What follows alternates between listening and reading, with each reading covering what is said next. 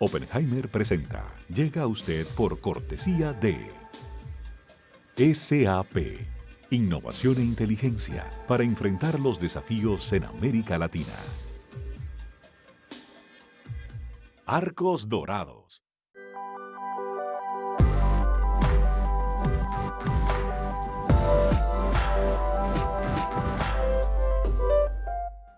En Buenos Aires, Argentina, UADE.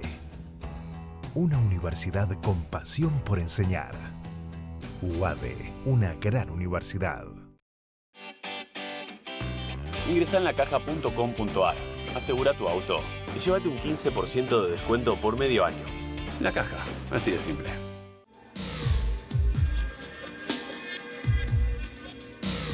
Ginglo, líderes en administración integral de capital humano.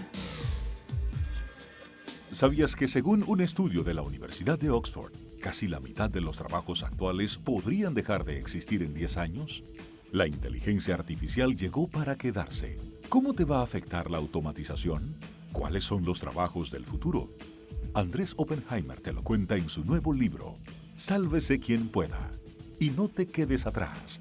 Encuéntralo en librerías.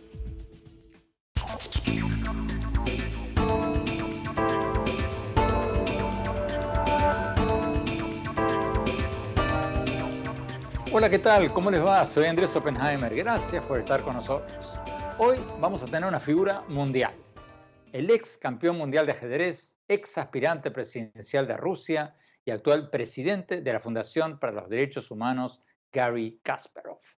Para muchos fue el mejor jugador de ajedrez de todos los tiempos. Ganó el campeonato mundial cuando apenas tenía 22 años y durante casi 20 años, desde 1986 hasta el 2005, fue casi todo el tiempo el jugador, el campeón del mundo y el jugador mejor rankeado del mundo. Y también pasó a la historia por muchos otros motivos. En 1997, Garry Kasparov perdió una serie de 6 partidos contra la supercomputadora Deep Blue de IBM y se convirtió en el primer campeón mundial de ajedrez en perder contra una computadora. Y años después escribió varios libros sobre el futuro de la humanidad en la era de la inteligencia artificial. Después de su retiro del ajedrez, fundó un movimiento opositor en Rusia y en el 2008 se presentó o anunció su intención de presentarse como candidato a presidente de Rusia. Después se retiró su postulación y acusó al régimen de Vladimir Putin de haber obstaculizado, de haber puesto trabas legales a su candidatura.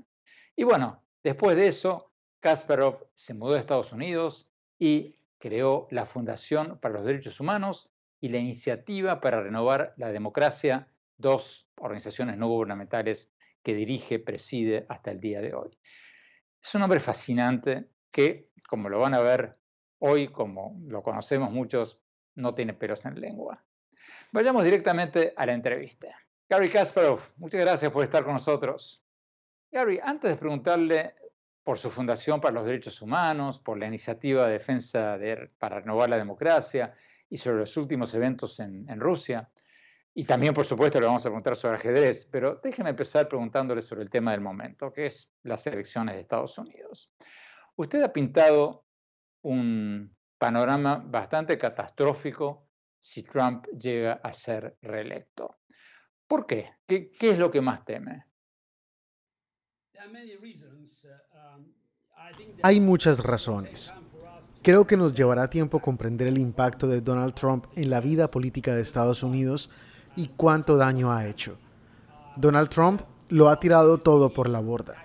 Simplemente demostró que el sistema político, que se basa demasiado en la tradición y el honor de la clase política, es muy fácil de atacar y finalmente de destruir por populistas de cualquier tendencia. En 2016, la campaña política de Donald Trump tiró por la borda muchas normas tradicionales y estableció nuevas reglas para la política estadounidense. Y podemos decir que en las elecciones de Trump se normalizó su estilo de campaña, su lenguaje, su comportamiento escandaloso de atacar a sus oponentes ignorando las reglas del respeto. Pero su reelección en 2020 podría ser mucho peor, porque justificará su práctica política, justificará todo lo que hizo en 4 años, Porque en 2016 mucha gente podía decir, tal vez Trump podría mejorar, el trabajo lo va a cambiar. No, absolutamente no.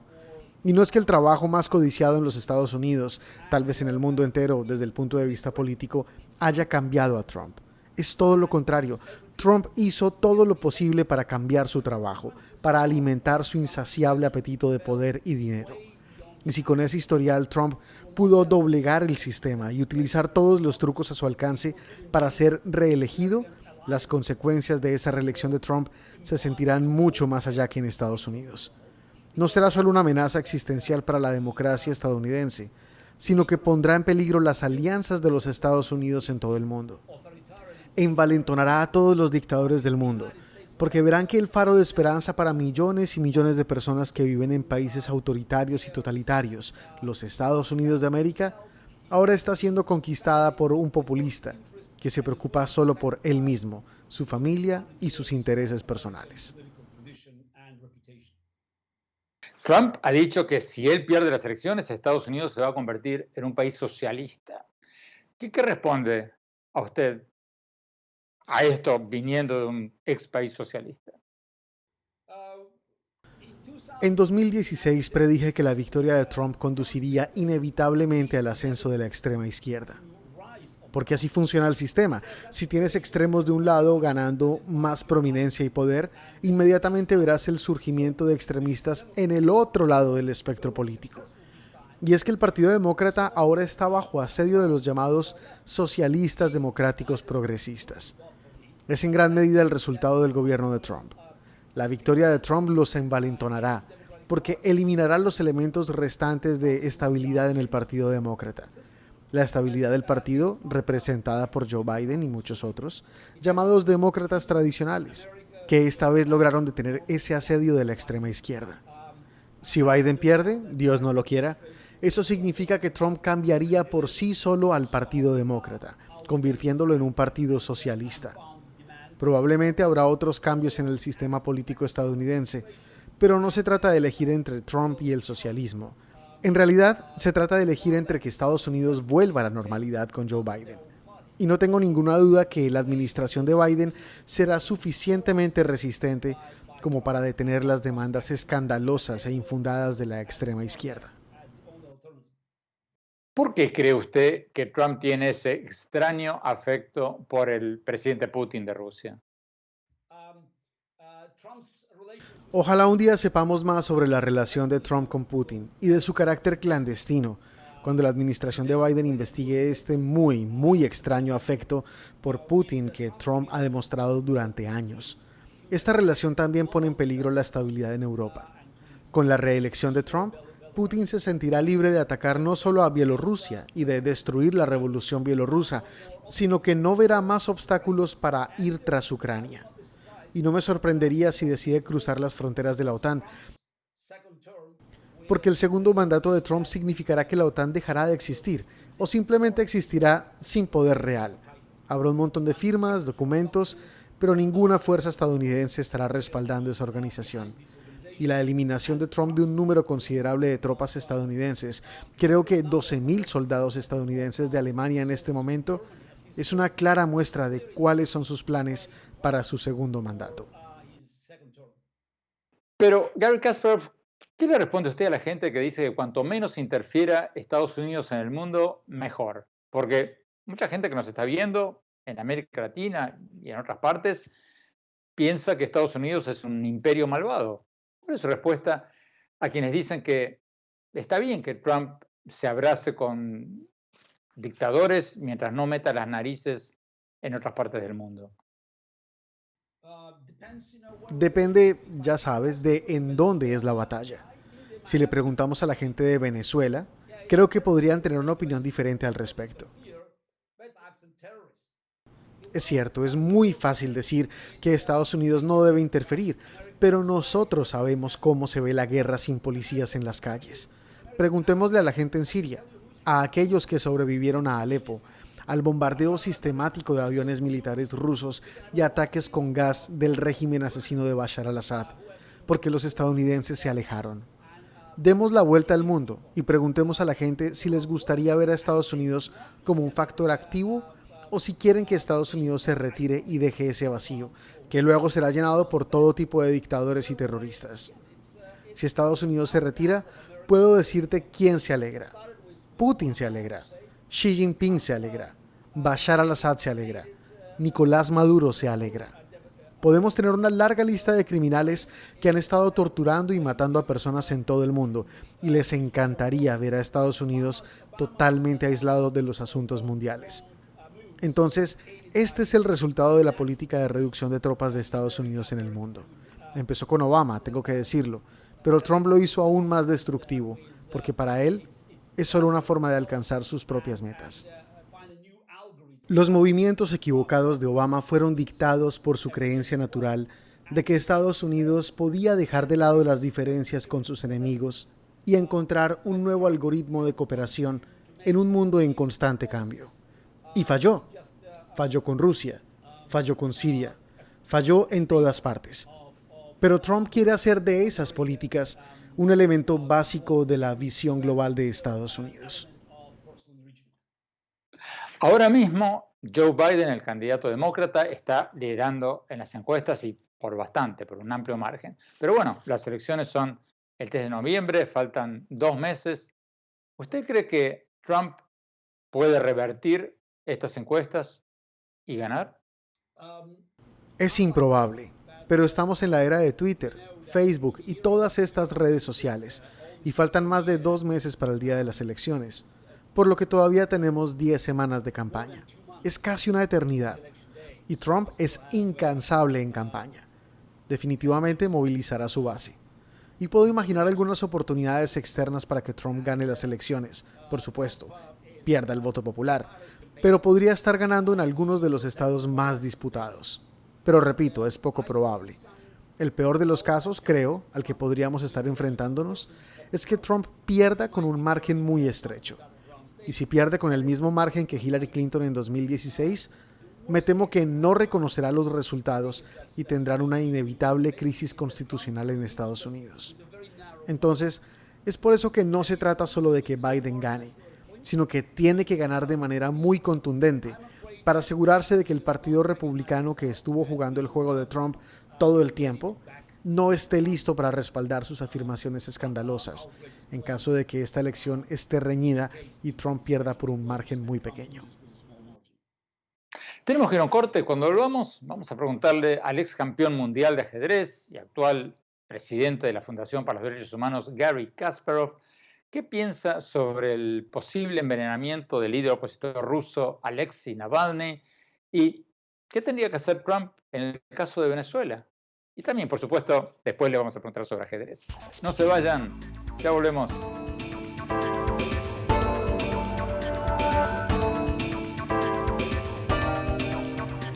¿Sabías que según un estudio de la Universidad de Oxford, casi la mitad de los trabajos actuales podrían dejar de existir en 10 años? La inteligencia artificial llegó para quedarse. ¿Cómo te va a afectar la automatización? ¿Cuáles son los trabajos del futuro? Andrés Oppenheimer te lo cuenta en su nuevo libro, Sálvese quien pueda. Y no te quedes atrás. Encuéntralo en librerías.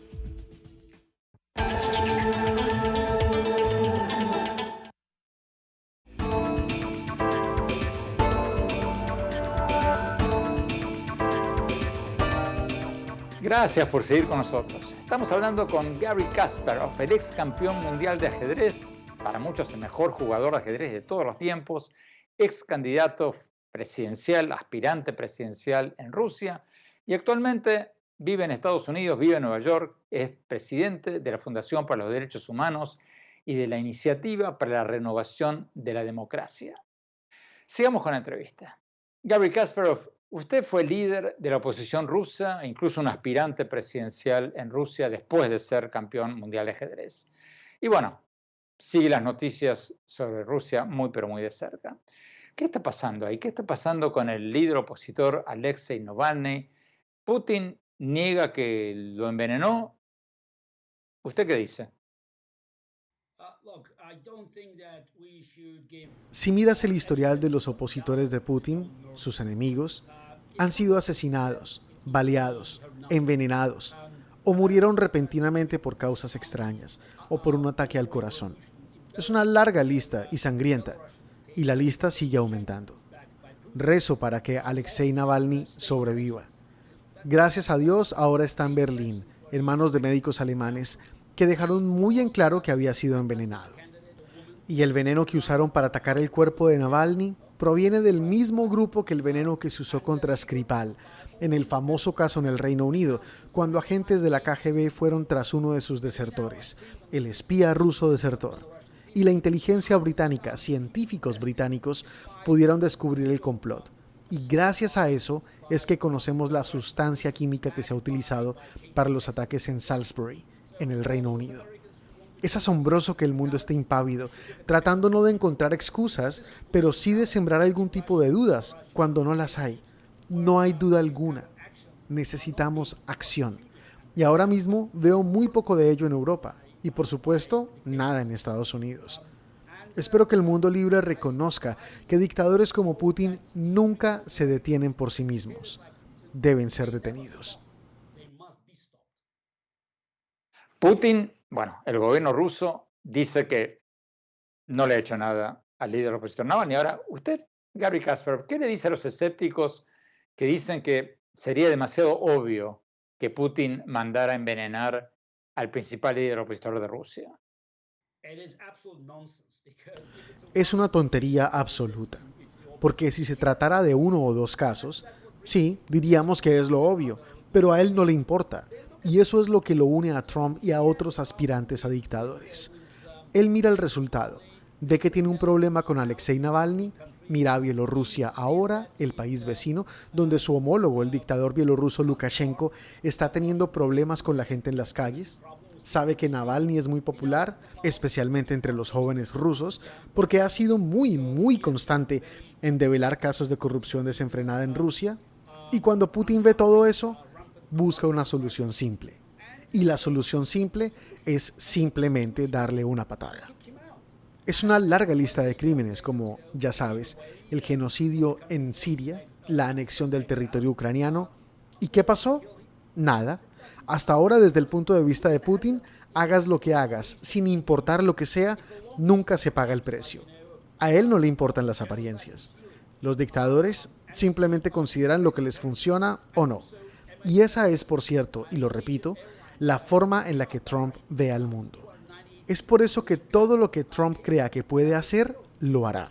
Pero hará aún más, porque al final del día las cosas para Trump están divididas entre las que funcionan para él y las que no. No hay más. No hay moral que valga. Tenemos que ir a un corte. Cuando volvamos, vamos a preguntarle al ex campeón mundial de ajedrez y actual presidente de la Fundación para los Derechos Humanos, Garry Kasparov, qué tendría que hacer Trump para ayudar a restablecer la democracia en Venezuela. No se vayan, ya volvemos.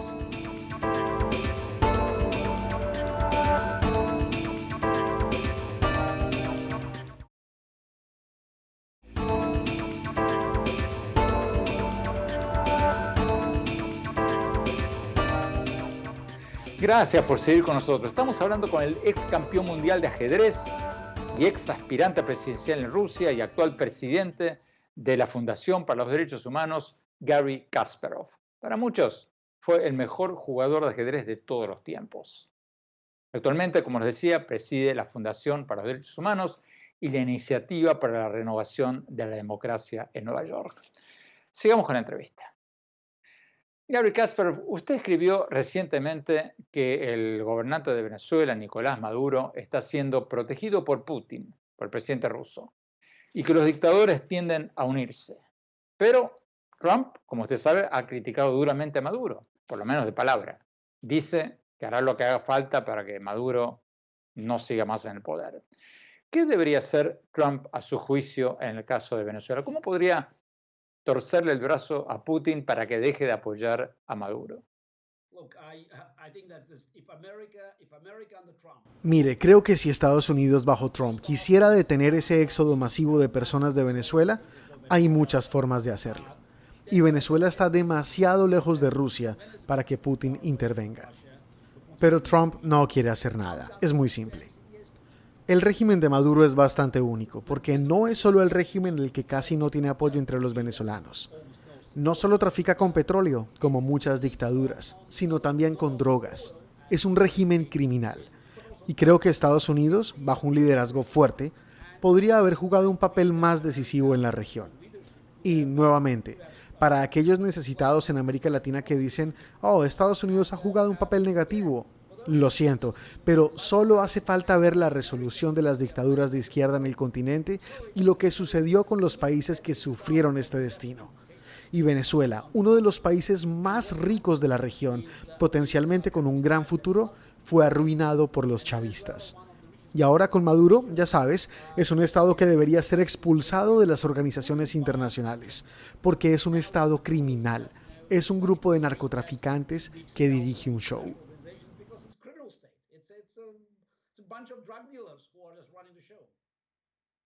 Usted ha creado, Gary Kasparov, y preside la Fundación para los Derechos Humanos y la Iniciativa para Renovar la Democracia. ¿De qué se trata esta última iniciativa, la Iniciativa para Renovar la Democracia? ¿Qué hacen? Ayudé a la fundación de esta iniciativa en febrero de 2017. Había un grupo de mis amigos, algunos demócratas moderados en la ciudad de Nueva York, algunos ex contribuyentes conservadores, y llamé a ese grupo los refugiados de The Wall Street Journal. Son personas de principios que no pudieron tolerar el secuestro del Partido Republicano por parte de Trump. Tuvimos una conversación muy productiva y descubrimos que teníamos mucho en común. Y reconocimos, viendo a Estados Unidos y Europa, que hay una amenaza por la democracia liberal proveniente de ambos extremos, de la extrema derecha y de la extrema izquierda. Vimos también lo que sucedió en Estados Unidos con el ascenso de Donald Trump y predijimos el ascenso de la extrema izquierda. Lo vimos en el Reino Unido, cuando tuvieron que elegir entre el Brexit y una política de extrema izquierda del Partido Laborista bajo Corbyn. Lo vimos en Alemania, con el ascenso simultáneo de todos los grupos neonazis y la extrema izquierda, llamado Die Linke. Vimos a Francia, con el ascenso simultáneo de Marine Le Pen del grupo de extrema derecha y Mélenchon de los grupos de extrema izquierda. Y publicamos nuestro manifiesto, tratando de llevar a la gente al centro, para plantear las preocupaciones sobre el futuro de la democracia si las políticas centristas son diezmadas. Y eventualmente creció, hasta convertirse en una organización que atrajo a personas de ambos lados. Y eso garantiza el equilibrio de opiniones dentro de la organización. Creemos que es muy importante ofrecer una alternativa a las opiniones políticas extremas, que ahora dominan no solo la vida política, sino los debates en línea. Creo que después del 3 de noviembre, la Iniciativa para la Renovación de la Democracia jugará un papel muy importante en la reconstrucción del centro político en Estados Unidos. Porque pase lo que pase, y espero que Biden gane, todavía tenemos que reparar el daño hecho. Porque la forma actual del Partido Republicano es un factor desestabilizador, porque el partido tiene el sello de Donald Trump. E incluso si Trump pierde, el partido está envenenado por su mentalidad nativista y sus puntos de vista muy radicales, agresivos y de extrema derecha. Sería muy difícil resistir la presión, a menos que haya una fuerte coalición en el centro que revele las verdaderas intenciones de los extremistas de ambos lados y ayude a construir, a fortalecer la posición de centro, que puede resultar atractiva para la mayoría de los estadounidenses. La gente reconoce esas ideas radicales, que pueden sonar muy bien y siempre son soluciones fáciles, pero el populismo eventualmente conduce a problemas mucho mayores. Tenemos que no corte. Cuando volvamos, vamos a preguntarle al ex campeón mundial de ajedrez y presidente de la Fundación para los Derechos Humanos y de la Iniciativa para la Renovación de la Democracia, Gary Kasparov. Vamos a preguntarle sobre su derrota contra la supercomputadora Deep Blue en 1997, que lo convirtió en el primer campeón de ajedrez del mundo en ser derrotado por una computadora. ¿Qué aprendió? ¿Qué piensa sobre el futuro de la inteligencia artificial? ¿Va a ser una amenaza para la humanidad o no? No se vayan, ya volvemos.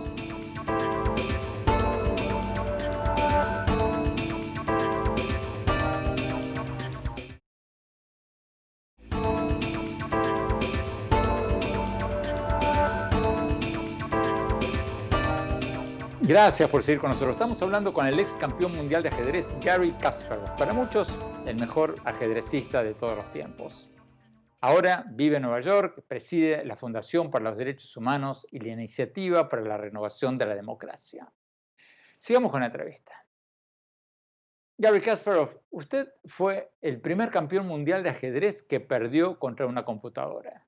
Perdió contra la supercomputadora Deep Blue de IBM allí en 1997 en un campeonato de 6 partidos.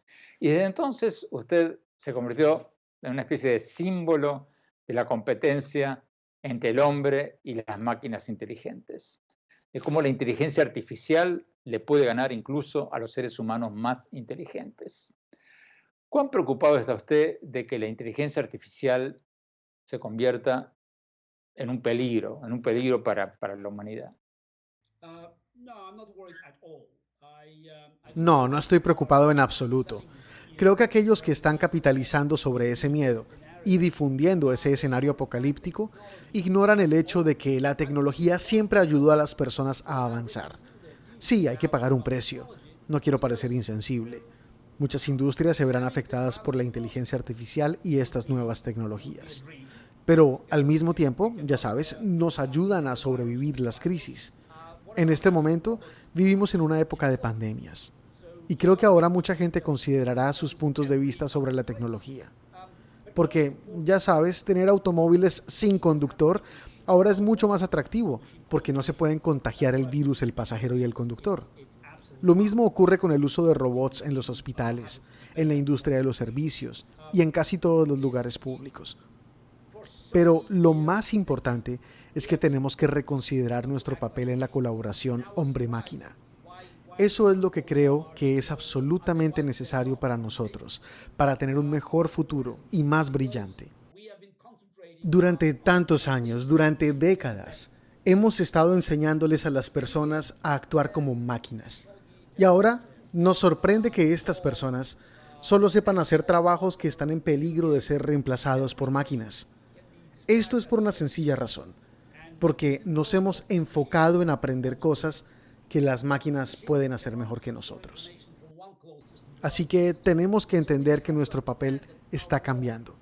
Y si nos adaptamos a esos cambios, si nos adaptamos a los nuevos desafíos, creo que la inteligencia artificial será un gran aliado y no un enemigo.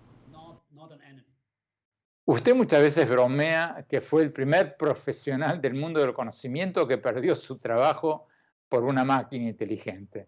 ¿Usted cree que los robots y la inteligencia artificial van a destruir más trabajos de los que van a ayudar a crear en un futuro próximo, en un futuro lejano? Las nuevas tecnologías siempre acaban con las industrias antiguas y crean otras nuevas. Es un equilibrio.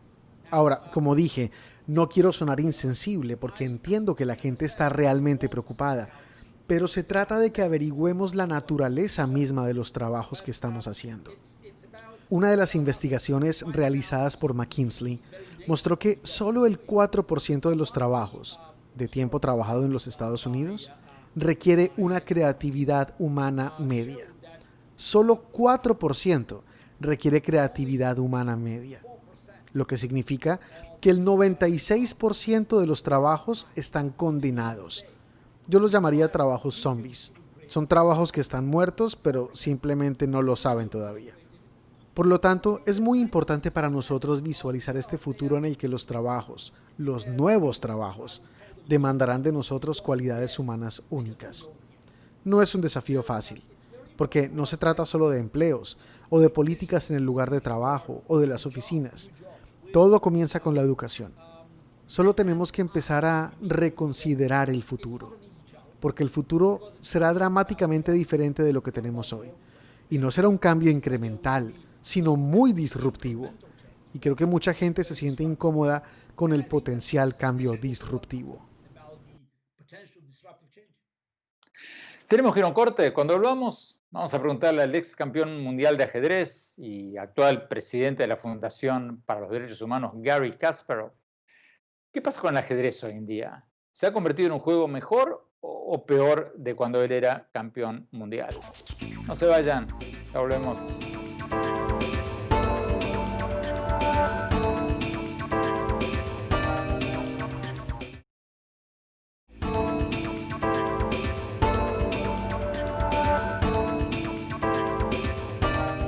Gracias por seguir con nosotros. Estamos hablando con el ex campeón mundial de ajedrez y presidente de la Fundación para los Derechos Humanos, Garry Kasparov. Actualmente vive en Nueva York, preside tanto la Fundación para los Derechos Humanos como la Iniciativa para la Renovación de la Democracia. Garry Kasparov, antes de despedirnos, hablemos un poco de ajedrez, porque hay muchos fans de ajedrez que no me van a perdonar si no le pregunto sobre ajedrez. ¿El ajedrez hoy en día es mejor o peor que cuando usted era campeón mundial? Bueno, ya sabes, el ajedrez se ha paralizado principalmente porque ahora se juega en línea. Pero eso también muestra la ventaja del ajedrez sobre algunos deportes muy populares, como el fútbol o el baloncesto, porque puedes jugar ajedrez en línea. Entonces, es un poco diferente, aún puedes jugarlo, no es el fin del mundo. El ajedrez moderno es diferente, porque tenemos una tremenda influencia de las computadoras. Pero al mismo tiempo, ya sabes, también eso ayuda a millones y millones de fanáticos del ajedrez a comprender mejor lo que está sucediendo en el tablero. Ya no son solo los pocos elegidos, la élite, los que pueden decir lo que está haciendo Magnus Carlsen, nuestro actual campeón mundial. Ahora puedes mirar tu pantalla, presionar un botón, ya sabes, simplemente deslizar el dedo sobre una tableta y te dice exactamente lo que está sucediendo. Ahora es un juego diferente, porque perdió ese velo de secretismo. Ya no es un tipo de misterio que solo pueden revelar muy pocos grandes jugadores en el mundo. Pero también, ya sabes, ayuda a que el ajedrez se expanda, porque muchas más personas están jugando ajedrez y eso es fenomenal. Y sigue aumentando. Y si bien es cierto que esta crisis de COVID-19 paró los torneos y afectó el bienestar de algunos de los ajedrecistas, de la mayoría de los ajedrecistas, al mismo tiempo trajo nuevas personas al mundo del ajedrez, porque pasan tiempo frente a sus ordenadores, frente a sus pantallas, y el ajedrez definitivamente ofrece una gran oportunidad para pasar el tiempo libre. Definitivamente es algo bueno, porque ya sabes, mientras la gente está en casa, frente a sus computadores, la cantidad de personas jugando ajedrez solo puede ir en aumento. Y vemos más y más niños jugando ajedrez. Por lo tanto, el juego no se ve tan afectado como los juegos que se juegan en el interior o al aire libre. Y yo he descubierto que el ajedrez, como siempre, ha sobrevivido al adaptarse a los desafíos de una era en particular. Y ahora el juego está cambiando.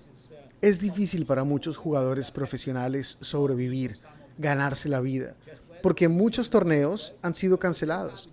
Pero al mismo tiempo estamos viendo el auge del ajedrez profesional en línea. Y es bastante alentador. ¿Qué piensa del actual campeón mundial de ajedrez, Magnus Carlsen? ¿Usted lo hubiera ganado si hubiera jugado con él siendo campeón mundial?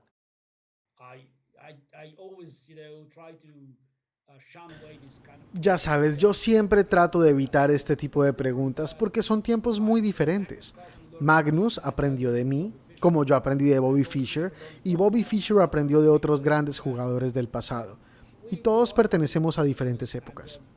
Creo que cualquier discusión hipotética sobre la fuerza relativa de los jugadores que nunca se conocieron es, ya sabes, un desafío.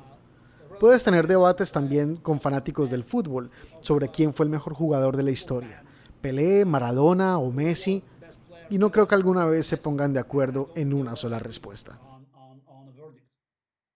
Garry Kasparov, muchísimas gracias por esta entrevista, fascinante. Tenemos que ir a un corte. Cuando volvamos, mi opinión sobre lo que nos dijo hoy el ex campeón mundial de ajedrez, Garry Kasparov. No se vayan, ya volvemos.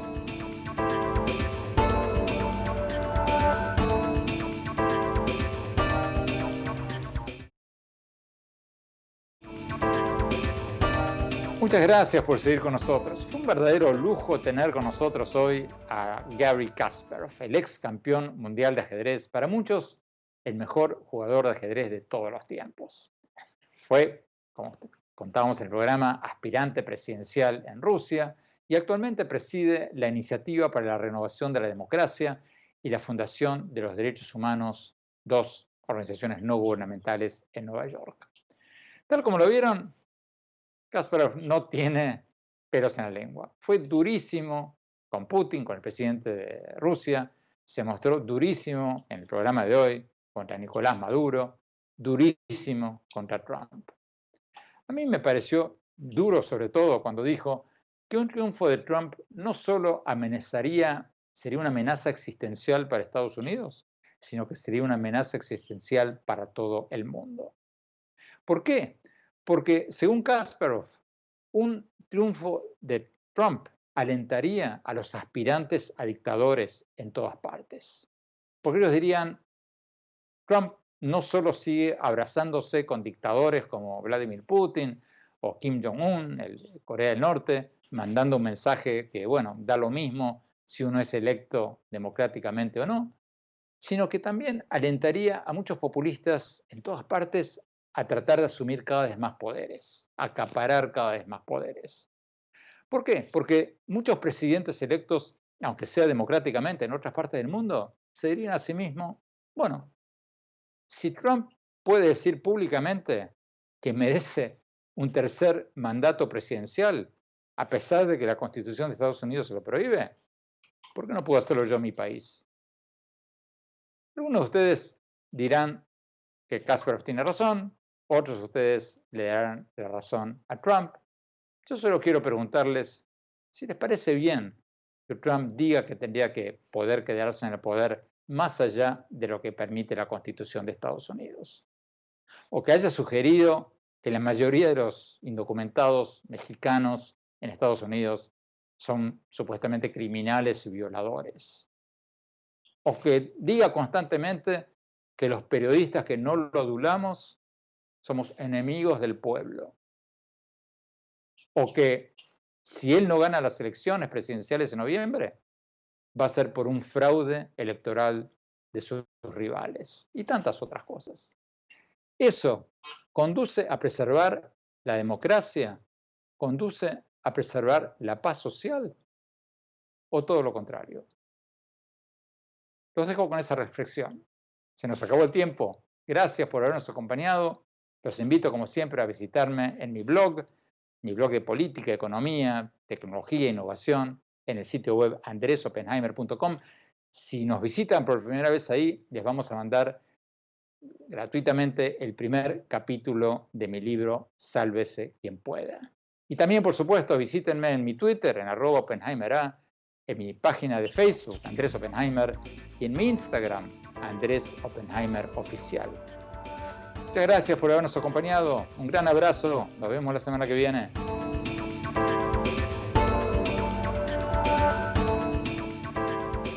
Oppenheimer presenta. Llega a usted por cortesía de SAP.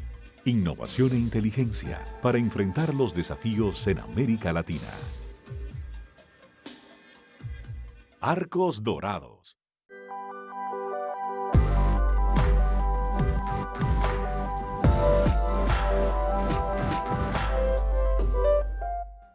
En Buenos Aires, Argentina, UADE.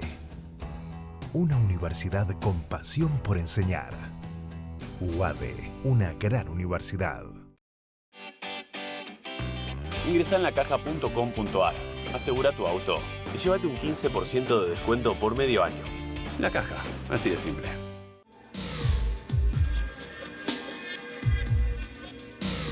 Gin Group, líderes en administración integral de capital humano. ¿Sabías que según un estudio de la Universidad de Oxford, casi la mitad de los trabajos actuales podrían dejar de existir en 10 años? La inteligencia artificial llegó para quedarse. ¿Cómo te va a afectar la automatización? ¿Cuáles son los trabajos del futuro?